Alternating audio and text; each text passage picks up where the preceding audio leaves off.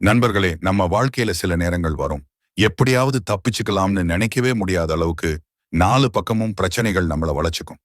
கடன் பிரச்சனை, உடல்நிலை சரி இல்லாமை, குடும்பத்துல சண்டை, வேலை போயிடுச்சுன்னு இப்படி எல்லாமே ஒரே நேரத்துல வந்து கழுத்தை நெரிக்கும். இனிமே அவ்வளவுதான், என் வாழ்க்கை முடிஞ்சு போச்சுன்னு தோன்ற அந்த நிமிஷத்துல நீங்க என்ன செய்யணும்? அதுக்கான பதிலை இந்த தாய்மானின் கதை உங்களுக்கு சொல்லும். இந்த ஸ்டோரிய முழுமையா கேளுங்க. உங்களுடைய மனசுல மட்டுமல்ல, எவ்வளவு கஷ்டம் பிரச்சனை இருந்தாலும் அந்த பிரச்சனையில இருந்து மீண்டு வரலாம்னு நம்பிக்கை தோணும். மறக்காம நம்ம சேனலை சப்ஸ்கிரைப் பண்ணிட்டு லைக் பண்ணுங்க. அப்பதான் எனக்கும் அடுத்தடுத்த வீடியோ போடுறதுக்கு மோட்டிவேஷனா இருக்கும். ஓர் அடர்ந்த காடு. அந்த காட்டுல ஒரு கர்ப்பிணி மான் வாழ்ந்து வந்தது. அதுக்கு பிரசவ வலி எடுக்கிற நேரம் நெருங்கிடுச்சு. குட்டி போடுறதுக்காக பாதுகாப்பான ஒரு இடத்தை தேடி அந்த மான் அலைஞ்சது. கடைசியா ஒரு நதிக்கரையை தேர்ந்தெடுத்தது. அந்த இடம் அடர்ந்த புற்கள் நிறைஞ்சு மறைவா பாதுகாப்பா தெரிஞ்சது. அப்பாடா, இங்க நிம்மதியா குட்டி போடலாம்னு நினைச்சு அந்த மான் தயாரானது. ஆனால் விதி வேற மாதிரி விளையாடுச்சு. அந்த நிமிஷம் பார்த்து அங்கே நடந்த சம்பவங்கள் அந்த மானோட உயிருக்கே உலை வைக்கிற மாதிரி அமைஞ்சது. அந்த மான் குட்டி போட தயாரான அதே நேரத்துல முதல் ஆபத்து. திடீர்னு வானம் இருண்டு பலத்தை இடி இடிச்சு மழை கொட்ட ஆரம்பிச்சது. அந்த இடியில காட்டுல ஒரு பெரிய காட்டுத்தீ, ஃபாரஸ்ட் ஃபயர் பிடிச்சு எரிஞ்சது. அந்த தீ மானை நோக்கி வேகமா பரவிக்கிட்டே இருந்துச்சு. 2வது ஆபத்து. சரி, தீக்கிட்ட வருதேன்னு தப்பிக்கலாம்னு இடது பக்கம் திரும்பினான். அங்கே ஒரு வேடன் கூர்மையான அம்பை வில்லல பூட்டி அந்த மானை குறி வச்சு நின்னான். அம்பு எந்த நிமிஷமும் பாயலாம். 3வது ஆபத்து. பயந்து போய் வலது பக்கம் திரும்பினா அங்கே பசியோட ஒரு சிங்கம் அந்த மானை அடிச்சு சாப்பிட பதுங்கி காத்துக்கிட்டே இருந்தது. 4வது ஆபத்து. முன்னாடி ஓடலாம்னு பார்த்தா நதியில வெள்ளம் கரை புரண்டு ஓடிக்கிட்டே இருக்கு. அதுல இறங்கினா அடிச்சிட்டு போயிடும். இப்ப யோசிச்சு பாருங்க. முன்னாடி போனா வெள்ளம், பின்னாடி காட்டுத்தீ, இடது பக்கம் வேடன், வலது பக்கம் சிங்கம், வயிற்றுல பிரசவ வலி.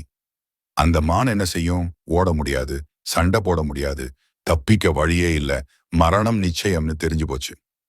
அந்த இக்கட்டான நிலையில அந்த மான் பதற்றப்படல, ஐயோ சாக போறோமேன்னு அலறல. அது ஒரு நிமிஷம் அமைதியா யோசிச்சது. இப்போ என் கையில இருக்கிறது ஒன்னே ஒண்ணுதான். அது என் கடமை. என் குட்டியை இந்த உலகத்துக்கு கொண்டு வர வேண்டியது என் கடமை. நான் சாகரேனா இல்லையாங்கிறது என் கையில இல்ல. ஆனா இந்த பிரசவத்தை முழு மனதோட செய்ய வேண்டியது என் பொறுப்பு. இப்படி முடிவு பண்ணிட்டு அந்த மான் சுத்தி இருக்கிற ஆபத்துகளை பத்தி யோசிக்கிறத நிறுத்திட்டு முழு கவனத்தையும் குட்டி போடுறதுல கிவிங் பர்த் செலுத்துச்சு. கண்ணை மூடிக்கிட்டு இயற்கையை நம்பி நின்னது. அந்த மான் தன் கடமையை செய்ய தொடங்கிய அந்த நொடி இயற்கையில ஒரு அதிசயம் நடந்தது. எல்லாம் மின்னல் வேகத்துல மாறிடுச்சு. திடீர்னு வானத்துல பயங்கரமான வெளிச்சத்தோட ஒரு இடி விழுந்தது. அந்த இடி வெளிச்சம் குறி வச்சுக்கிட்டு இருந்த வேடனோட கண்ணை கூசச் செஞ்சது. அவன் நிலை தடுமாறி கையில இருந்த அம்பை விட்டுட்டான்.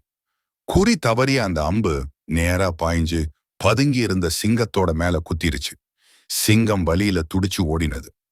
வேடனும் சிங்கத்தை பார்த்து பயந்து ஓடினான்.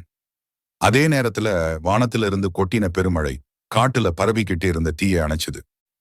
சில நிமிஷத்துல வேடன் இல்லை, சிங்கம் இல்லை, காட்டு தீயும் அணைஞ்சு போச்சு. ஒரு அழகான குட்டியை ஈந்தெடுத்தது. அந்த குட்டி மெல்ல கண் விழிச்சு பார்த்தது.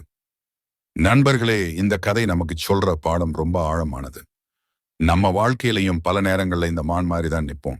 4 பக்கமும் பிரச்சனை, தப்பிக்க வழியே இல்லாத மாதிரி தோணும். அந்த நேரத்துல நம்ம மனசு பதற்றத்துல தப்பான முடிவுகளை எடுக்கும். இல்லைன்னா பயந்து போய் முயற்சியை கைவிட்டுடுவோம். ஆனா அந்த மான் கிட்ட இருந்து நாம கத்துக்க வேண்டியது நம்பிக்கை. அந்த மானை சுற்றி 4 பக்கங்களும் வேடன், சிங்கம், தீ மற்றும் வெள்ளம். இதுல எதையும் மானால மாத்த முடியாது. அதனால அதை பத்தி கவலைப்படுறத அது நிறுத்திடுச்சு. செய்ய வேண்டியதை செய்யுங்கள். அந்த நேரத்துல உங்களால என்ன செய்ய முடியுமோ, எது உங்க கடமையோ அதுல மட்டும் முழு கவனத்தையும் வைங்க.